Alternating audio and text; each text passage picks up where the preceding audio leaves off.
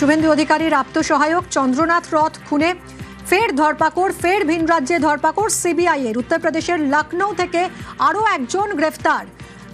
কথা বলবো রৌনকের সঙ্গে। রৌনক, এর আগে আমরা দেখেছিলাম গতকাল বালিয়া থেকে গুলু সিংকে অ্যারেস্ট করা হয়েছিল, তাকে জিজ্ঞাসাবাদ করেই কি এই নতুন ধরপাকড়?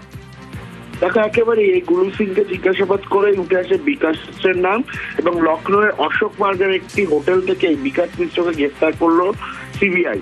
জানা যাচ্ছে, যেটা গতকালে আমরা দেখেছিলাম, এই বালিয়ার বাসিন্দা গুলু সিং তিনি এই চন্দ্রনাথ রথ খুনে গাড়ি থেকে শুরু করে যে আগ্নেয়াস্ত্র ব্যবহার করা হয়েছিল সেই আগ্নেয়াস্ত্র এবং গাড়ি কেনার যে অর্থ, সেই অর্থ তিনি জোগাড় করেছিলেন এবং তার সঙ্গে ওতপ্রোতভাবে জড়িত ছিলেন এই বিকাশ মিশ্র, অর্থাৎ যে জ্ঞানেন্দ্র প্রতাপ সিং যিনি কিনের আগে আত্মসমর্পণ করেছেন, যে তিনি শার্প শুটার ছিলেন, তিনি গুলি করেছিলেন।